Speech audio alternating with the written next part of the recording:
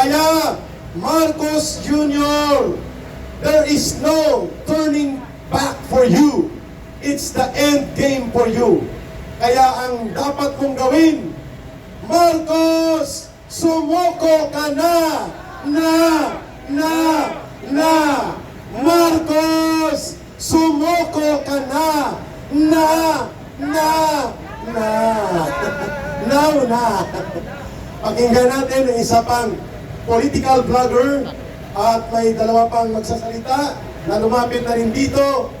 At bawat magsasalita, mayroong ibibigay na nata di coco. Pan di coco pala ito.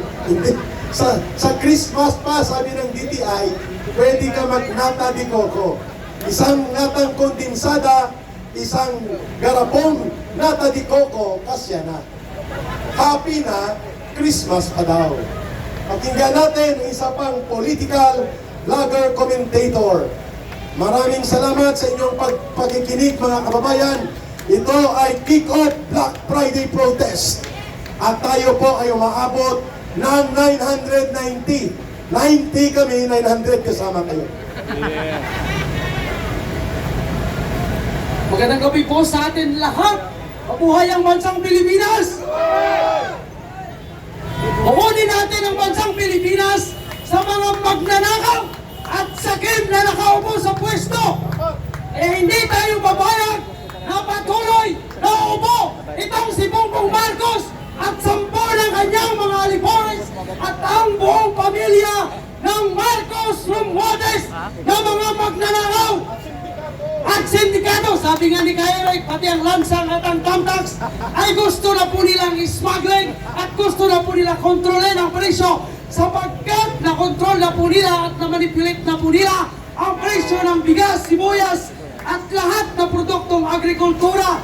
At kung tayo ay patuloy na magpapasakaw at matakot sa pamuno ni Bongbong Marcos, walang mangyayari po sa ating bansa. Patuloy po tayo nalulubog sa kahirapan at napakababa na po ang tingin ng gobyerno ni Marcos Jr.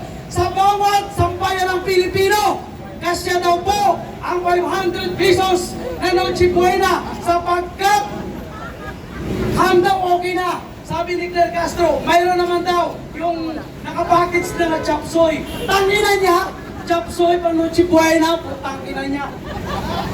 Diba? Kung hindi pa naman sila tanga at kung hindi po napakaliit yung pag-iisip nila sa sambayan ng Pilipino, hindi nila ito maiisip. Nakatawa pa, pinagtatawanan lang po tayo. Kaya dapat magkaisa na po tayo.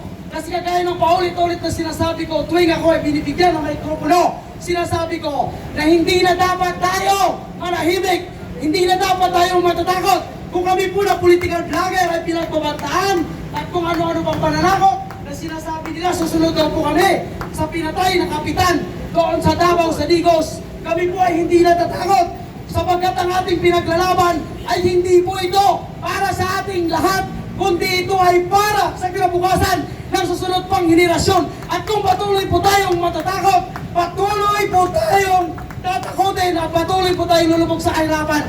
Ang sabi ng ambasador ng France kahapon, walang mga negosyanteng Pransi na pupunta na sa Pilipinas sapagkat natatakot na sila na pumunta pa dito dahil ang buwis na ibabayad lang nila ay kukurakutin lang. Buong pamilya, ang Marcos ang magnanakaw na. Kaya dapat maninindigan po tayo, magkaisa tayong lahat. At ang itong kick-off rally na ito, kung sinasabi ni Kairek, kaunti man tayo, magparami pa po tayo. At hindi dapat tayo mananahimik at hindi dapat tayo titigil kapagkat ito na yung pagkakataon na tayo po ay maninindigan dahil may mga leader, grupo at organisasyon na namumuno sa atin. So kailan pa po tayo sasama kung lahat ng mga organisasyon, leader na naninindigan ay patuloy ng mananahimik at gugurgurin at kanilang tatakutin? Mga kababayan, magkaisa na po tayo. Ipaglaban ang bansang Pilipinas dahil walang magmamahal sa bansang Pilipinas kundi tayong mga Pilipino. Mabuhay ang Pilipinas! At sabayan niyo ako sa naglalagablog na mensaheng yun. Kay sarap mabuhay sa sariling bayan kung walang may kalayaan.